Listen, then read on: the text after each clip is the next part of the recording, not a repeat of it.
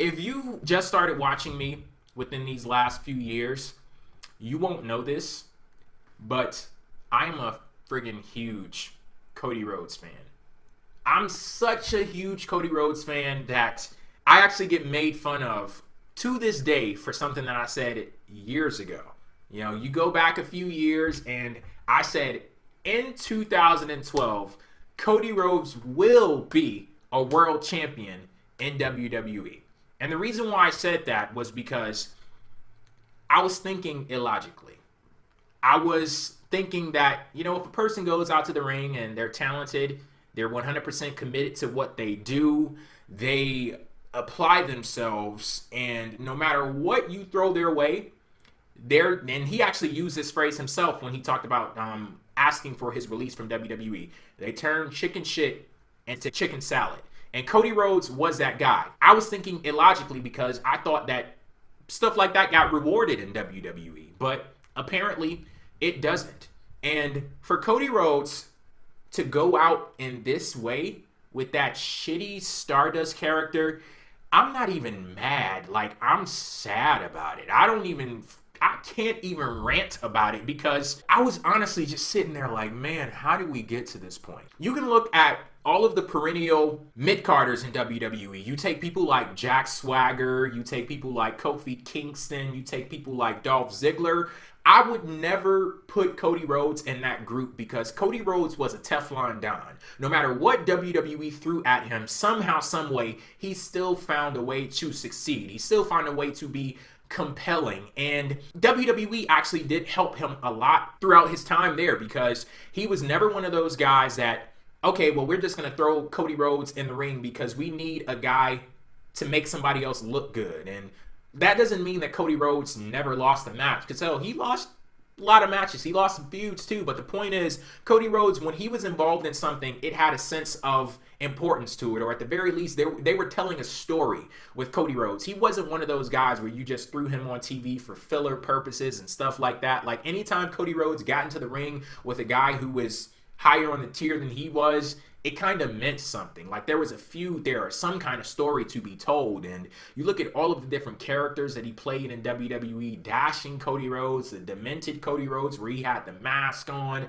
and he was like deranged, and no matter what character this guy played, he 100% committed to it, and he was friggin' amazing at it. As much as we may not want to admit this, when it comes to WWE, acting skills, like, they mean a lot. And I'd be hard pressed to find anyone in WWE who is a better actor than Cody Rhodes. And the versatility that he had, just the talent that he possessed as a wrestler, as a person, as an actor, out of this world. And you look at somebody like that and you just want the best for them.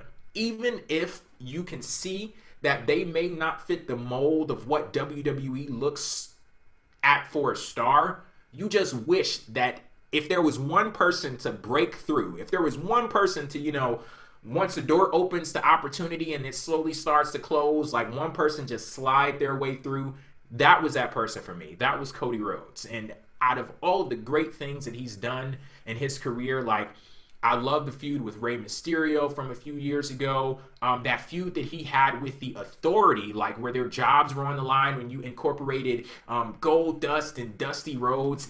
That was so fucking good.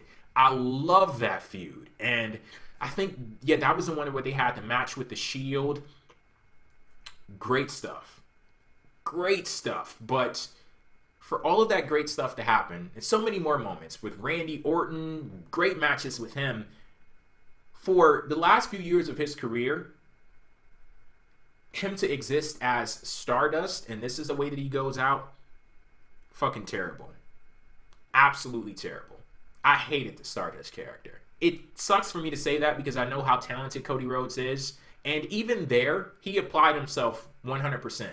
But it's just that the character didn't work. He was great at playing the character, but the character itself sucked. And I could just imagine the type of mindset that he has right now. Hell, we all know now that rant that he went on, he was throwing shade at the writers and just going off. Like, he really dropped the mic. And as proud as I am of him to stand up for himself and do that and say, you know, it's my time to go, I can't help but sense a feeling of sadness right now because the immense pressure that was on him. His father passes away, and he talked about it. Go to his Twitter page. He basically typed up a letter talking about all of the creative issues that he had with WWE, trying to break free of the Stardust character, and they wouldn't let him break free. He talked about how he didn't want Stardust to be the legacy of his father, and I found that very interesting because he was placed in a situation where when Dusty Rhodes passed away, Cody Rhodes felt like he had to carry on that legacy, and he didn't want his career to be a negative reflection on his father.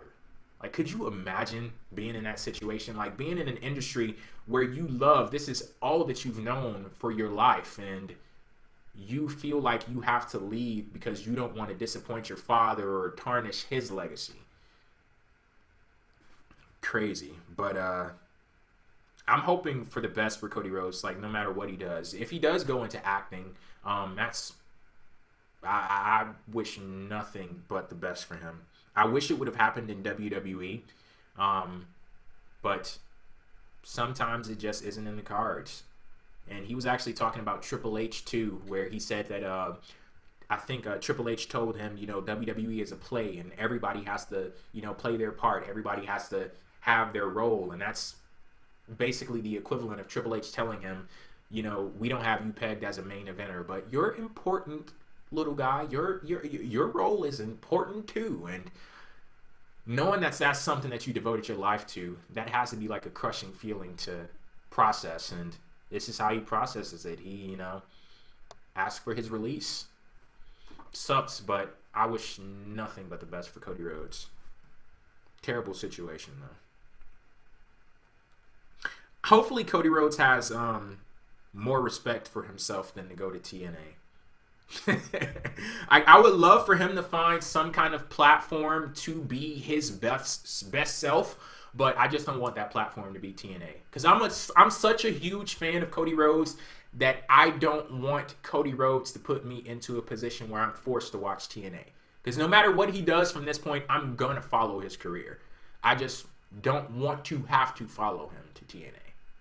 And for the person asking me, have I watched TNA lately, you got your answer right there.